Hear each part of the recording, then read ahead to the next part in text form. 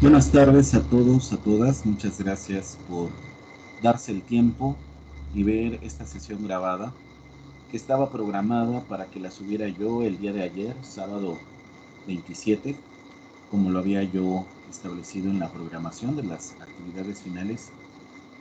Sin embargo, ya no me dio tiempo porque estuve haciendo la evaluación de los puntajes que todavía yo tenía pendientes o la revisión de quienes me hicieron la solicitud de revisar alguna actividad que se había entregado fuera de tiempo.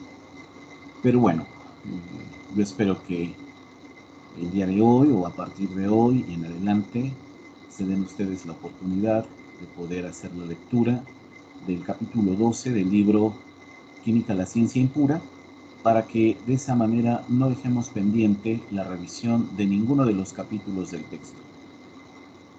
Como ya se realizó la evaluación docente, que vuelvo a agradecerles su disponibilidad para llevar a cabo esta actividad que nos beneficia mutuamente tanto a docentes como a estudiantes. Lo mismo ya pude hacer la evaluación del grupo, entonces en cuanto nos volvamos a reunir de modo presencial, ya comentaremos sobre esa evaluación. Ya no sería necesario entonces mencionar que parte de los objetivos del curso, dijimos al principio, íbamos a llevar a cabo un trabajo de profundización de esta obra y que a mi modo de ver, ojalá también ustedes lo vean así, hicimos todo lo posible para profundizar, para destacar las ideas principales de toda la obra. Aún quedan pendientes dos capítulos, que son los que están programados para revisar más adelante y con ello ya concluir nuestra consideración del texto. Bueno, ¿por qué es importante revisar este capítulo 12? Vamos a intentar subrayar algunas ideas principales para que de manera breve tengamos al menos una idea clara de por qué la autora ha llegado a este punto con el capítulo que titula Acción y Relaciones. Dos términos que son muy comunes en la química y que Van Zoot va a mostrarnos, se trabaja con ellos luego de haber comprendido la importancia de la abstracción para el campo de la química. Y precisamente luego de la revisión que se hizo desde la discusión entre la teoría de los átomos y la teoría de los elementos, hasta llegar a las diversas definiciones que se ocupan en la química de el concepto de elemento. Recuerden que el momento histórico más representativo de esos cambios, de esa nueva revisión en las categorías y nociones fundamentales de la química, será con la creación de la tabla periódica.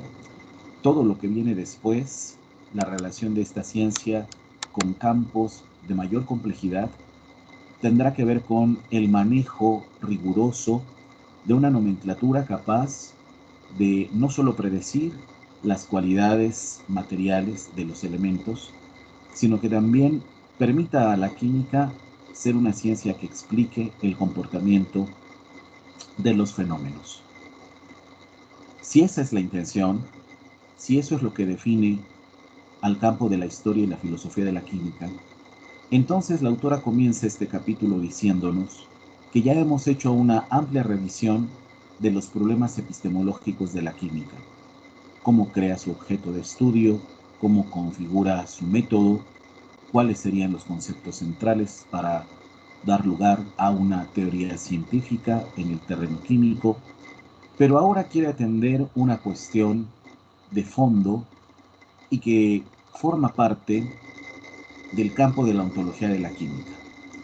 Para recordar muy rápido, esto creo que es significativo, no hay que olvidar que la relación entre la filosofía y la química tiene que ver con los problemas éticos de la química, tal como lo mostró Van Zoot en los primeros capítulos y lo volverá a hacer al cierre del libro. Tiene que ver también con las cuestiones de carácter epistemológica, ¿no? Cómo es que a través de la química se llevan a cabo procesos complejos de conocimiento de la realidad o de los fenómenos o de la naturaleza o de aquello que es capaz la química de crear en el laboratorio. Y finalmente también están estos problemas de carácter ontológico. ¿Qué hace que la química sea química frente a otras ciencias? Porque cuando hablamos de, por ejemplo, la observación en el campo de la química, nos referimos a algo muy específico, porque no se trata de la observación que lleva a cabo el médico, el físico o el biólogo, sino que la observación en el campo de la química tiene su especificidad, ¿no? Esa especificidad es lo que a la autora, ¿no?, le lleva a plantear en este capítulo cuál es entonces la naturaleza propia de este campo de estudio, es decir, de la química. Y como tras cada tema Van Zoot ha echado mano de la historia de esta ciencia, encontraremos de nuevo en el capítulo la importancia de volver a pensar en la obra de Aristóteles. Van Zoot remite directamente al Tratado de la Generación y la Corrupción, donde ya podríamos nosotros encontrar los primeros planteamientos de Aristóteles para definir pues temas que son relevantes en la química actual. ¿Qué es la materia? ¿Qué es el elemento? ¿Qué es la sustancia? Pero, cosa interesante, nuestra historia no reconoce en este tratado un tratado de química, sino un tratado de física. Ya no vamos a entrar en detalles con esta discusión, porque fue el punto de partida precisamente para mostrar el rigor de la química y cómo ella puede defenderse de lo que en algún momento fueron ataques, luego discusiones.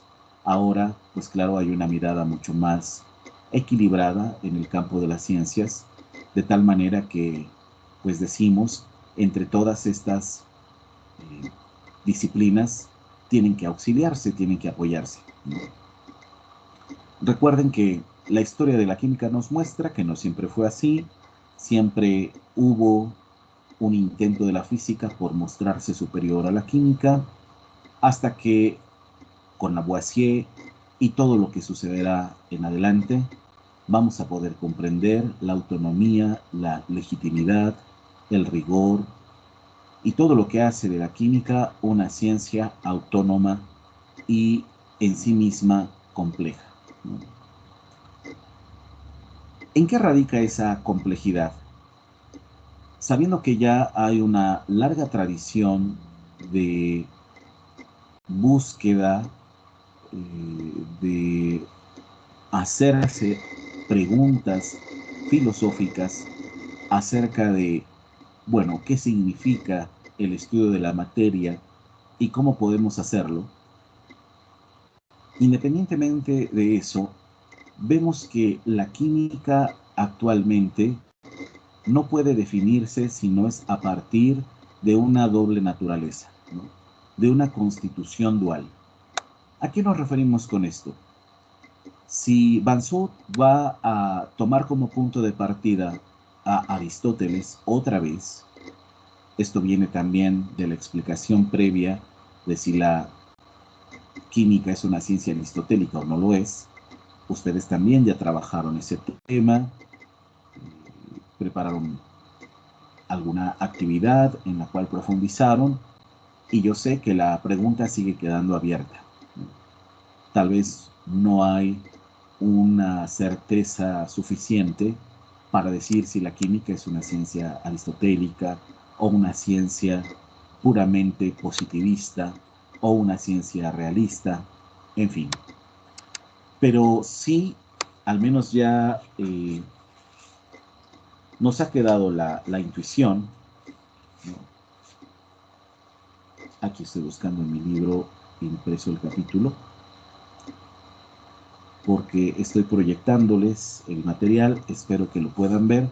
De no ser así, bueno, con su texto de trabajo eh, hay que remitirse al capítulo 12, muy al principio, donde la autora nos va a mostrar este problema ontológico de la química, que para definirla tenemos que reconocer su doble naturaleza, ¿no? Toma como punto de referencia el pensamiento de Aristóteles.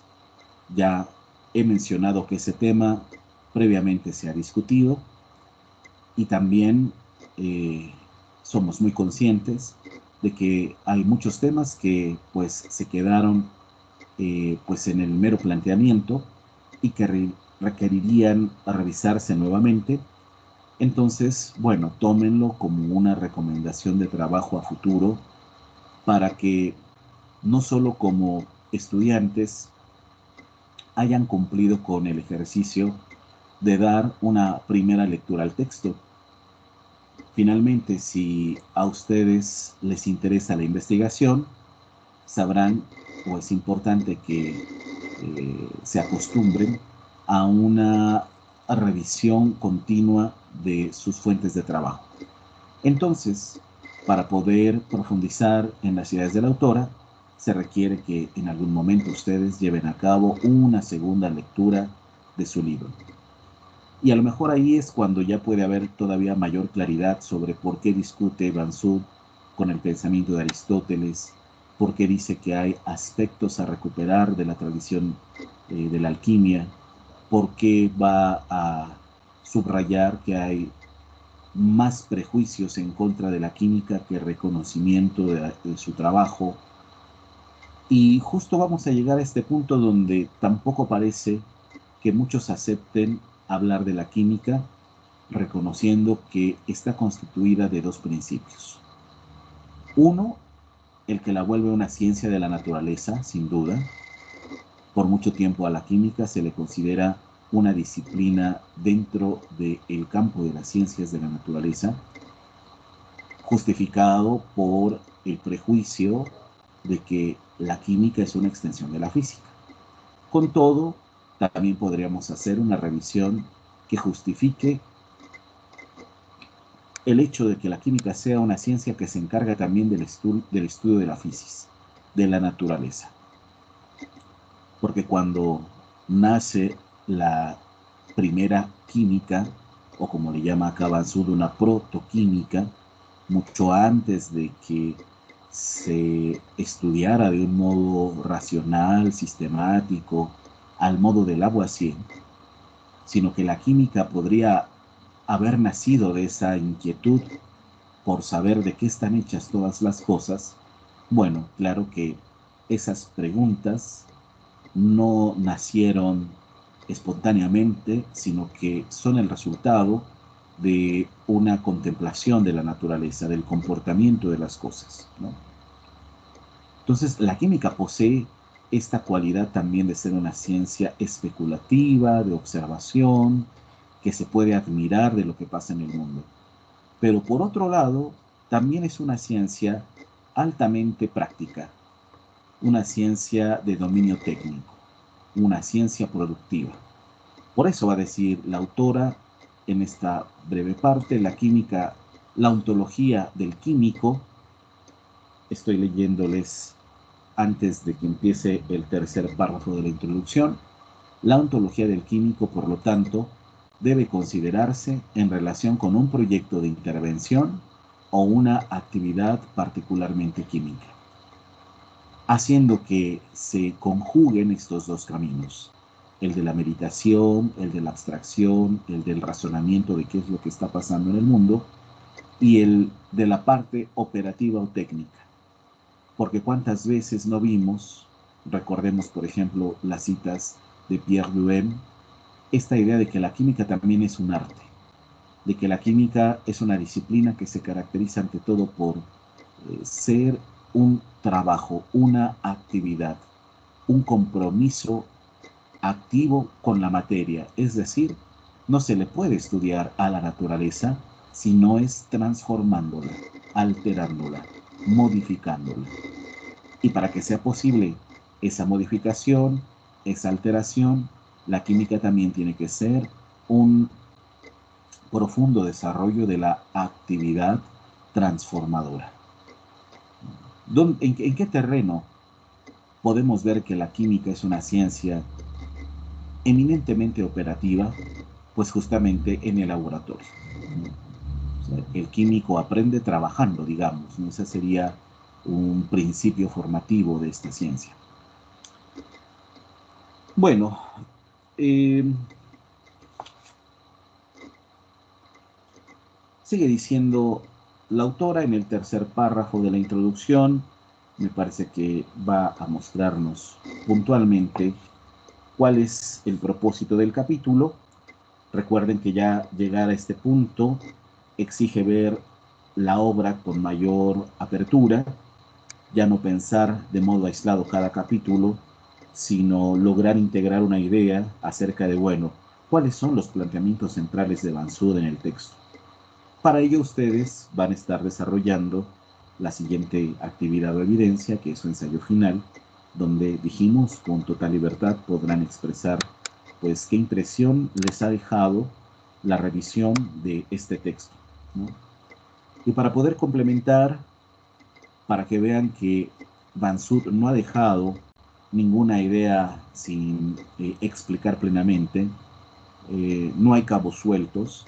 Por supuesto que hay varias preguntas que quedarán pendientes y varias ideas que tal vez ahora no son del todo claras, pero como acabo de explicarlo, será necesario que ustedes lleven a cabo un trabajo de investigación y vuelvan y discutan las ideas principales del texto y bueno, puedan ya con mayor seguridad responder estas preguntas acerca de por qué es importante ir hacia Aristóteles para entender a la química, por qué hay que pensar la discusión entre el positivismo y el realismo, por qué hay que discutir si al final la química que logró impulsar el nacimiento de la mecánica cuántica es irreductible o para otros tal vez sí pueda ser reducida a los nuevos principios de este nuevo esquema o modelo de la ciencia en el siglo XX. En fin, son muchos aspectos que van compaginando la parte histórica y filosófica de esta disciplina, ¿no? Bueno, les leo el último párrafo de la introducción. Escribe Van Sud: el truco para comprender el objeto de la química es, por lo tanto, dejar de preguntarse hasta qué punto nuestras teorías pueden trascender el nivel de los fenómenos para revelar la realidad que yace detrás, y más bien preguntar qué podemos hacer con estos fenómenos. La química no puede ser únicamente una ciencia eh, descriptiva, no puede tener como finalidad únicamente dar una explicación del comportamiento de las cosas, sino que tiene que mostrar de qué modo podemos transformarlas. O sea, ¿qué necesitamos hacer para que estos fenómenos puedan responder a intereses específicos de la disciplina? Un interés específico de esta ciencia es tener claridad con respecto al comportamiento de cada sustancia, entender cómo se lleva a cabo el proceso de la composición y todavía pensándolo a la altura de la física contemporánea, poder comprender qué lleva a cada elemento a esta capacidad propia de relacionarse con otros. Y si en esa relación, al haber pues toda una serie de fenómenos químicos, se pierden o se ganan cualidades, características que son específicamente de carácter químico. Sigue diciendo la autora: además, la química como heredera de artes prácticas antiguas, qué bonito esto, como la metalurgia, la farmacéutica y la fabricación de tintes y de vidrio, nunca ha abandonado realmente la dimensión tecnológica. Es importante que en el campo de la química se comprenda cabalmente por qué es una ciencia abstracta. Recuerden que para ello Van Sud se apoyó en la filosofía química de Gaston Bachelard, hizo esta revisión seria de 3 principios, a través de los cuales concluimos que la ciencia, esta ciencia, la química, es una ciencia también de abstracciones, cuando mostró que la química requiere de un trabajo riguroso y razonado, cuando dijo que la química también lleva a cabo procesos cognitivos capaces de establecer o fundamentar teorías, y finalmente diciéndonos que también esta disciplina es una ciencia capaz de llevar a cabo abstracciones complejas. De todas esas abstracciones, la que discute Bansud previo a este capítulo, si recuerdan, y supongo que lo tienen todavía fresco porque es lo que trabajaron para su última actividad en equipo, pues la noción de el átomo, ¿no? La categoría de átomo en el campo de la química es una categoría abstracta que pone en juego aclarar si esta ciencia es una ciencia realista o no lo es. Y este realismo que la autora retomará como la idea central de este capítulo, ¿no? Me adelanto un poco a la parte más importante de este capítulo 12. Bansud concluirá que sí, la química es una ciencia partidaria del realismo, pero no de ese realismo que ya habían asumido grandes autores que todavía veían a la química delimitada por la física. El ejemplo que siempre he mencionado en clases es el de Einstein. Reconoce que la química es una ciencia fundamental y compleja, la define como ese momento donde la física ya no logra explicar la transformación, sino que requiere ahora apoyarse en la química, pero Einstein la ve como un desarrollo posterior de los límites, de las dificultades que enfrentó el campo de la física a fines del siglo XIX. Bansud propone, en cambio, un realismo que se caracteriza por esta naturaleza dual de la química. No solo es teorización, no solo es una capacidad de teorización, es también ver en este realismo la parte que hace de la química una ciencia altamente operativa, y por ello le llamará al realismo de la química un realismo operativo o instrumental o técnico eh, o transformador, ¿no? Como veremos un poquito más adelante. Bueno, para saber por qué la química es una ciencia altamente técnica o vinculada con la tecnología, ya nos ha hecho una lista de la relación que ha tenido la química con estas prácticas del pasado, la metalurgia, la fabricación de vidrio, etcétera, ¿no? Para concluir que la química nunca dejó de lado su parte técnica. Sigue diciendo la autora, incluso después de haber sido ascendida a la altura académica de ciencia pura, lo cual pues llevó a Bansud a una discusión profunda ante los prejuicios que se tienen en contra de esta disciplina. La química siguió generando multitud de aplicaciones, aunque por razones de prestigio, la distinción entre pura y aplicada tuvo que reforzarse continuamente, aun cuando se difuminaba en muchas ocasiones, como se difuminó esa frontera entre lo natural y lo artificial, entre lo orgánico y lo inorgánico, como si la química siempre estuviera poniendo sus bases, sus fundamentos en dos caminos aparentemente contradictorios, pero que mientras va avanzando borra esa separación y muestra un terreno propio, que es un terreno producido por su propia capacidad técnica, es un terreno producido por la capacidad operativa en el laboratorio, es un terreno producido por la propia química, en tanto que ella ha creado su propio lenguaje para referirse a su objeto de estudio, a las cualidades que son de su interés y observa en el ámbito de la naturaleza. Concluye esta introducción con lo siguiente: por lo tanto, la química disfruta de una relación característica con sus objetos, bastante diferente de las de otras ciencias naturales, precisamente porque siempre ha habitado en la zona fronteriza entre ciencia y tecnología. Recuerden esas citas previas, ¿no? Cuando ha discutido Banzur si la química es una ciencia positivista o no lo es. Si fuera una ciencia exclusivamente positivista, como creía Augusto Comte, entonces muy difícilmente podría tener este carácter dual, ¿no? Este carácter flexible, esto que hace que la química sea teoría y práctica. Por lo tanto, para Banzhou, el positivismo no es la perspectiva filosófica que mejor fundamenta a la química.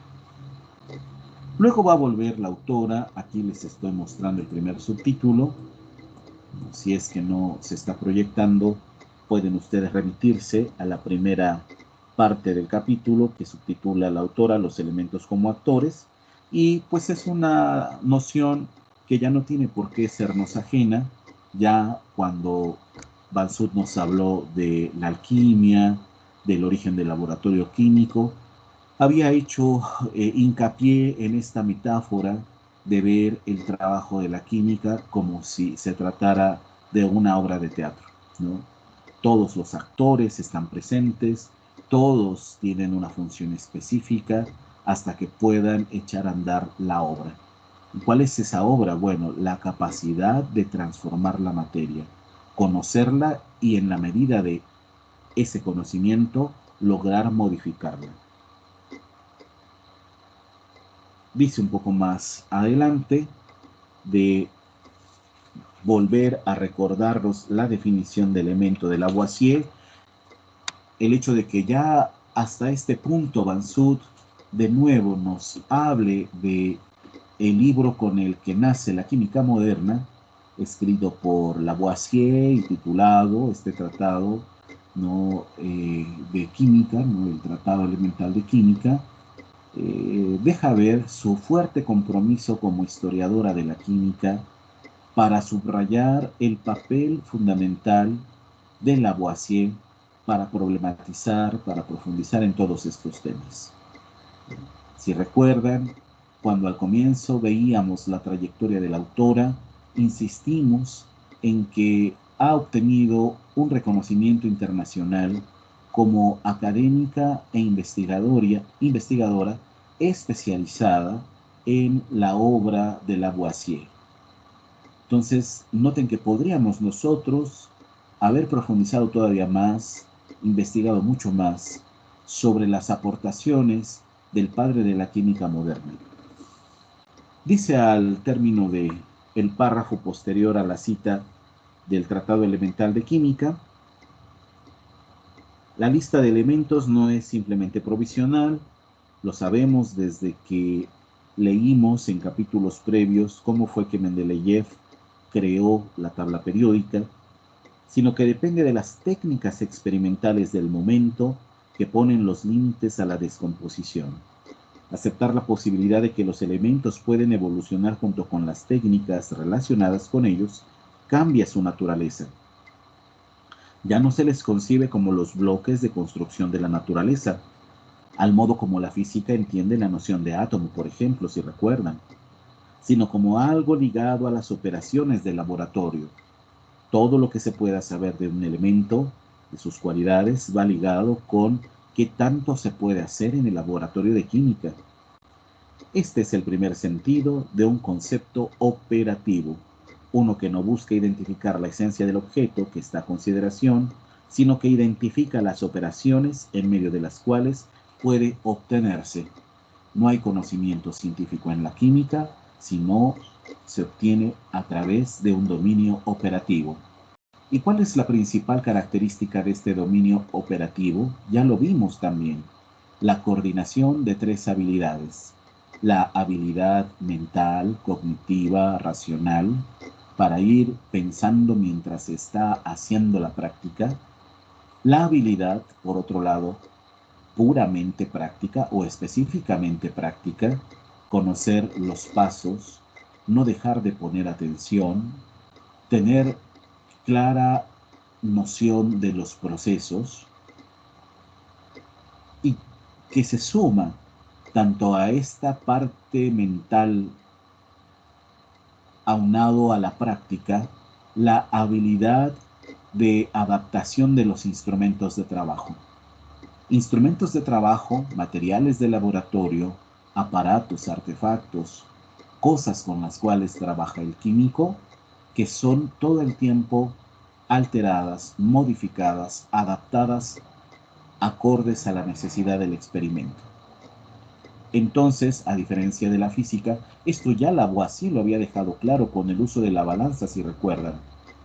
No es que se ocupe como una herramienta con las mismas características para todos los casos.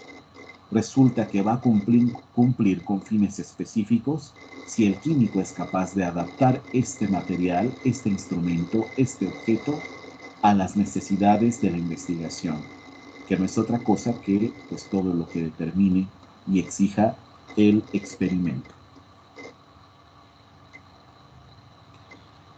Después vamos a poder leer ahí ejemplos muy bonitos a lo largo de la historia de la química sobre cómo nos fuimos familiarizando con la noción de operatividad, de operación, porque así como en la matemática debe haber un antecedente a la noción de operación matemática, pues sucede lo mismo también con la química. Y acá la autora, de manera muy breve, va a mostrarnos cómo fue que se gestó la categoría de operación en el campo de la química. Para llevarnos de nuevo a esta imagen que ha gustado mucho a la autora de ver en el trabajo de la química una, eh, una obra de teatro, ¿no? Estoy pasando en el texto para poderles mostrar, y si no, ustedes identifiquen el párrafo que comienza de esta manera: al convertir a la naturaleza en un teatro de operaciones en el que podían trabajar en colaboración con sustancias naturales. Esto pues ya también la autora lo había dicho en el capítulo dedicado a la alquimia. Los químicos del siglo XVIII borraron una vez más la frontera entre arte y naturaleza, ¿no? Por eso, cuando los químicos usaron la metáfora de la naturaleza como teatro, no fue en el mismo sentido en el que la usó Fontanelle. Para Fontanelle, el filósofo natural erudito podía exponer el mecanismo detrás de los efectos del escenario, presentando el funcionamiento de engranaje de la maquinaria oculta tras bambalinas. Para el físico, la realidad yacía detrás del acto que se llevaba a cabo en el escenario. Pero acá viene lo que hay que subrayar. Luego de esta nueva mención a Fontanelle, el cual ya también en capítulos anteriores la autora lo estuvo mencionando. Y acá está lo que me parece que también habría que subrayarse, ¿no? Para el químico, por otro lado, el teatro no solo debía evocar la variedad de actores que interpretaban en el escenario, sino también su constante circulación. Esta disparidad refleja una diferencia en la forma de abordar la materia, ya que los químicos no veían el mundo material como un espectáculo fenoménico ilusorio, ni se veían a sí mismos como espectadores pasivos. El mundo es como es, complejo e interrelacionado, y el químico se involucra con él para ver qué es posible y qué no. Finalmente, y más controversial, el objetivo principal del químico no es ofrecer una representación verídica del mundo, porque recuerden, la naturaleza nunca fue el modelo, si acaso sí la fuente de inspiración. Lo que se buscaba en la química era algo que pudiera ir más allá de la propia naturaleza. Se pregunta el autor al comienzo del capítulo: ¿eso ya era una protoquímica? ¿Eso ya iba más allá de la química? Tal vez en la visión filosófica de los alquimistas, pero con todo, aún con esa visión protoquímica, o dicho en otros términos, metafísica de la materia, también contribuyeron a los siguientes pasos que dará la química para la comprensión de su objeto de estudio. Y ya dijimos, no lo olviden, que al decir acá comprensión de su objeto de estudio significa creación de su objeto de estudio, alteración de los principios, descubrimiento de las cualidades, trabajo en el laboratorio, una observación que tiene su propia lógica, como leímos ahí con François Venel, como lo había dicho Etienne de Condillac, a quien Lavoisier le dedicará su Tratado Elemental de Química. Es otra la noción de experiencia para el campo de la química, porque de un modo dinámico, pensamiento, acción, instrumento, se coordinan para que exista el conocimiento de esta ciencia.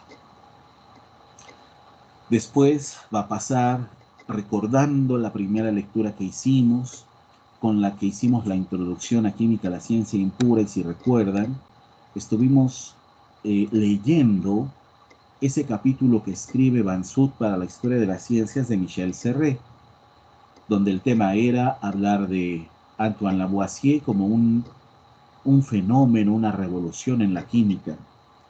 Y ahí en ese texto, que ojalá sigan conservando para que en algún momento puedan releerlo, también estaría muy bien. En ese capítulo, en ese ensayo de Banzut, ya había hablado ampliamente sobre la nomenclatura química. Y aquí, de nuevo, la autora lo vuelve a mencionar, así que yo les pido que pues hagan una relectura atenta. Ya no puedo decirles que lo preguntaré en el examen, ya explicamos cuál va a ser la dinámica de esa última evaluación. Será en equipos, tendrá un valor de 20 puntos, no serán preguntas abiertas. Me hubiera gustado que se hiciera de esa manera en el salón de clase para que pues ustedes hicieran este ejercicio, este esfuerzo de recordar, de explicar temas que son importantes para que, bueno, cuando les pregunten qué vieron en el curso tal, esta materia, como sea que se llame, ¿no? Pues que ustedes digan, ah, bueno, es que en esa clase vimos la importancia de la historia de la química y de la filosofía de la química. Esa ha sido siempre la meta, la intención, que se pudiera aprovechar el tiempo de estas asignaturas de formación general universitaria y que les permitiera a ustedes acercarse a áreas o campos de la propia disciplina que tampoco son tan conocidos por los propios expertos de la disciplina. Se escucha frecuentemente como lugar común que la tabla periódica la crea o descubre o hace Mendeleev, pero se desconocen las circunstancias históricas que lo hicieron posible. Se dice siempre que Lavoisier fue el padre de la química moderna y se desconoce completamente cómo fue que lo hizo. Y así podríamos hacer toda una lista de cada uno de los momentos que para Banzut fueron decisivos, fueron fundamentales para esta cuestión de comprender qué es la química. Bueno, está este momento que de nueva cuenta nos hace recordar en el tema de la nomenclatura, del rigor en el lenguaje, de la invención de un método. Ya no lo vamos a mencionar, esto me parece que ya estaría lo más claramente entendido si retomamos también la lectura de aquel ensayo, ¿no? Y pasa entonces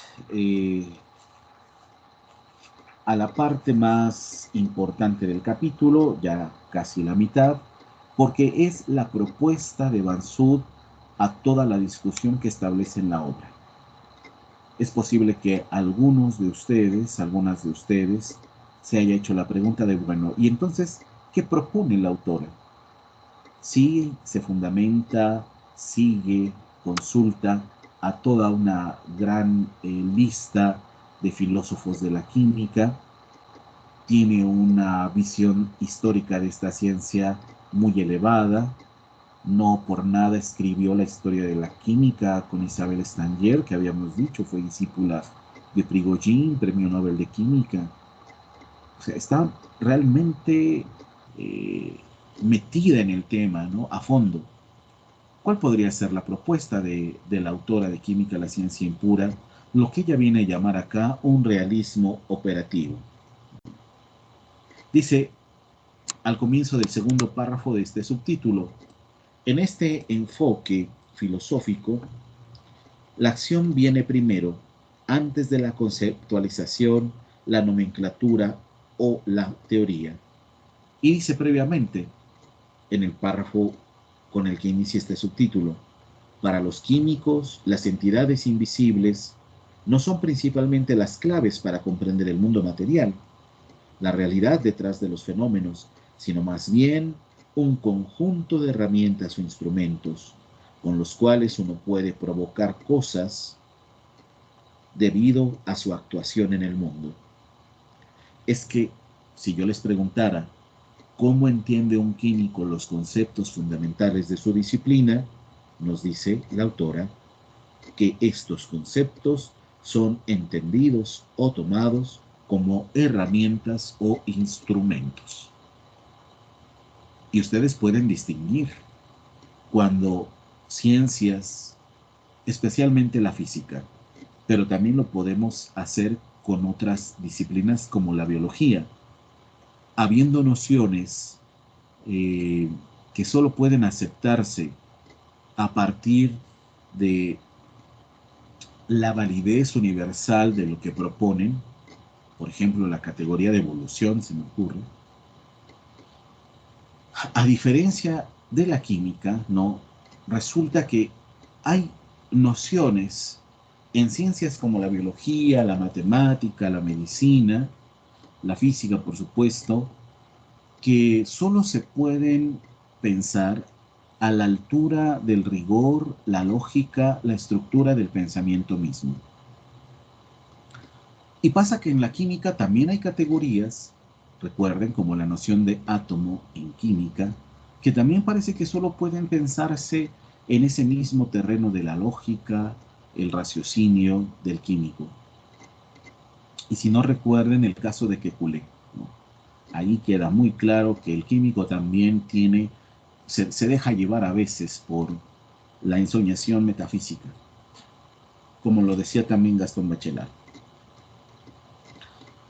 Solo que la diferencia es que incluso estas categorías, esto que ya lo ha dicho acá Bansud, estas entidades invisibles no operan primero a modo de unidades de sentido, a modo de claves, a modo de guías de interpretación, sino son ante todo herramientas, instrumentos, o como lo dijo Bansud en capítulos previos, artefactos.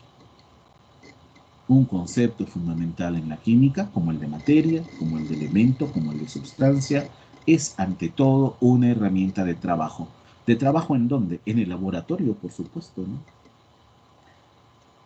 No por ello, estas nociones pierden su rigor, pierden su complejidad, pierden su abstracción o su grado de abstracción. Dice un poquito más adelante, y nos vuelve a recordar el caso de Kekulé, ya no lo vamos aquí a profundizar porque ustedes también ya lo trabajaron en capítulos pasados. Los químicos, por otro lado, rara vez cuestionan la realidad de las herramientas con las que realizan su trabajo químico, ya sean naturales o artificiales, ¿no? Y concluye ese párrafo con lo siguiente: el realismo de los químicos es un realismo entidad, aunque uno que se califica mejor como realismo operativo, por su dependencia de la actividad productiva, característica de esta ciencia. Con el fin de comprender el enfoque filosófico incorporado a la manera de los químicos de hacer ciencia, tenemos que comenzar por los objetos que usan y cómo los usan. Esto significa empezar por las prácticas antes de considerar las teorías, en particular las teorías que se presentan a aquellos que aprenden la disciplina. Así que también pues es una cuestión de carácter pedagógica. No se puede aprender la química sin pasar por el laboratorio, ¿no? Eso pues ustedes lo tienen muy claro porque sus maestros del área insistirán mucho en el peso que tiene la práctica de laboratorio para entender los principios de esta disciplina. ¿Con qué va a cerrar esta discusión acerca de la naturaleza doble de la química? Es teoría y práctica, es operativa. Bueno, con una noción que será sumamente importante para entender las vías, había dicho en el capítulo pasado, los caminos elegidos por la química para poder explicar a la altura de el fenómeno químico, físico, del comportamiento de los átomos, ¿no? Poder entender aquello de lo que están hechas todas las cosas. No se puede, no es como el clásico atomismo, creer que podríamos en algún momento advertir de modo tangible la existencia de los átomos como entidades indivisibles. Resulta que esa cualidad se ha transformado, se ha profundizado y se ha podido ver más allá del núcleo, como pues es toda esta revolución científica a partir de principios finales del siglo XIX, principios del XX, para concluir entonces que incluso el estudio del átomo, de los elementos, de la materia, o mejor dicho, de los estados de cambio, las cualidades que permiten la combinación de sustancias o elementos, el comportamiento de las moléculas, como también lo dijo previamente la autora. Todo esto solo será posible si se comprende el valor, la importancia, la categoría de dinamismo. Entonces, este subtítulo va a concluir, y las vías que había mencionado antes, la autora, que la vía fenoménica, que la vía instrumental, que la vía energética o energetista, bueno, justamente acá se van a comprender mejor cuando la autora explique la importancia de la noción de dinamismo en el campo de la química actual. Ya ni siquiera diríamos de la química moderna, porque ya está pensando Van Zoot en la química mucho más cercana históricamente a nosotros, ¿no? Los dos últimos párrafos con los que cierra Van Zoot este subtítulo me parecen muy importantes. No los vamos a leer. Esto, como yo les propuse, es ante todo un repaso muy breve del capítulo para que ustedes ojalá sientan curiosidad para profundizar y entender más a fondo la propuesta de la autora. No pasa por alto volver a citar a Bachelard, por supuesto.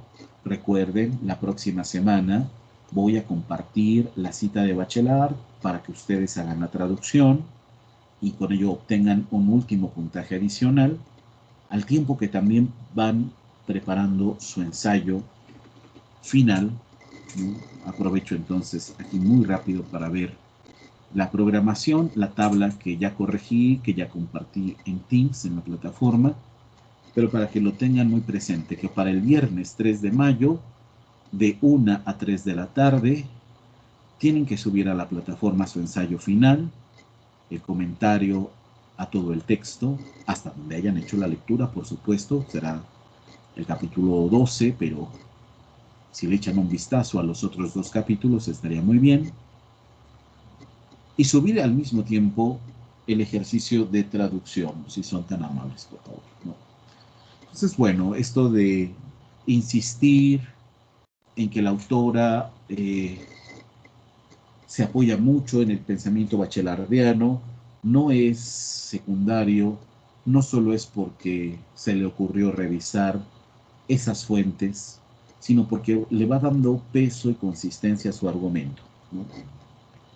Entonces, al menos leamos eh, la última idea de este subtítulo, que insisto, se entiende con claridad, no tiene ese grado de profundización como hemos podido ver en otras partes del libro, que las vuelve pues muy complejas de entender.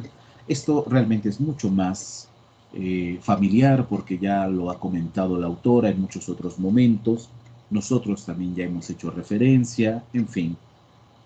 Y podemos así concluir de manera muy clara con esta idea. Lo que distingue a la química de las otras ciencias es que las entidades con las que se trabaja en este campo no solo existen en el modo de realidad, sino también en el modo complementario de potencialidad. Porque recordemos, ya desde los alquimistas, La cuestión es no ver en la naturaleza el modelo, sino, digámoslo así, el punto donde comienza la investigación química.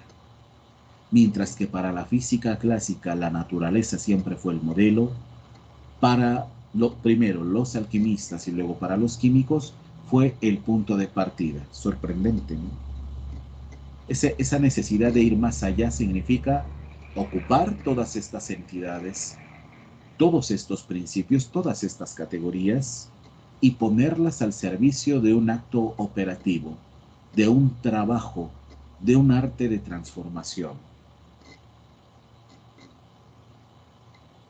No solo se explica, como bien lo dice la autora, la realidad acá y cómo la percibimos, ¿no? Que incluso cuando la química sugiere un error en la percepción de los fenómenos, no invalida ese error, sino que lo retoma, lo analiza y ve si algo de provecho puede sacarse de ese error, ¿no? Que no es un error de aproximación como en la matemática, sino que es un error más cercano a cómo lo define la física. Es que creer que las cosas son tal y como las vemos no es correcto. Pero si eso lleva a la física a recrear un mundo diferente, ideal, la química lo hace, pero siempre trayéndolo al terreno material, ¿no?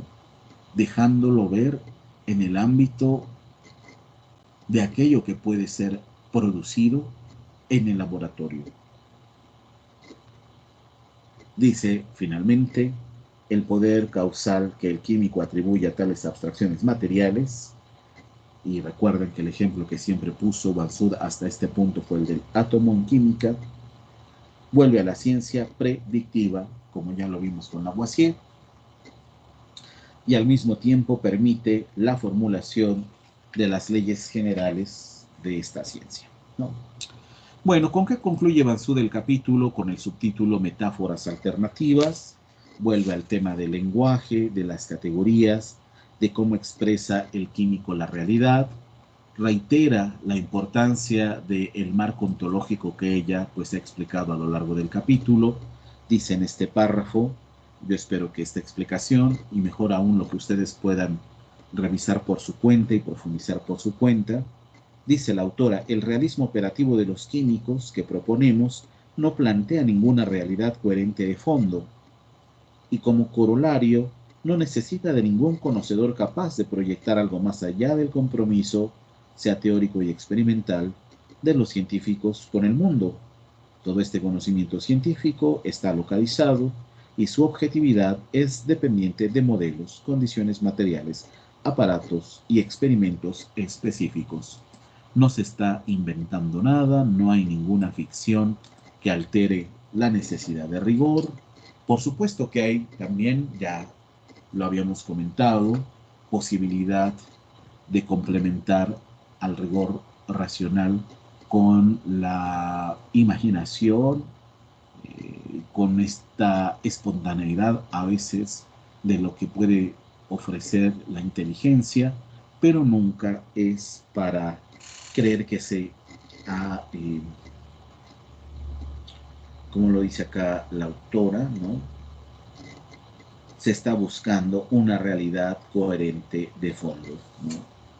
Por realidad coherente de fondo nos referimos al tipo de mundo que ha construido idealmente la física, donde todo se puede explicar a partir de leyes universales, donde todo existe acorde a un principio causal. Y es que sucede que en el campo de la química queda claro que ciertos hechos, ciertos fenómenos, no tienen una explicación causal necesaria. El tema de lo necesario y lo contingente en la química es un tema estudiado por otros importantes filósofos de la química. Acá la autora no lo retomó, solo lo menciono para que vean que pues este camino, este diálogo con la historia y la filosofía de la química, pues abre también a muchas otras cuestiones, a muchos otros planteamientos. Dice un poquito más adelante con este tema de la realidad, porque pues de eso trata la ontología de la química, como ya explicamos. La realidad de los químicos no es, por lo tanto, un presupuesto mecanismo explicativo definitivo u ontología que respalde los fenómenos observados.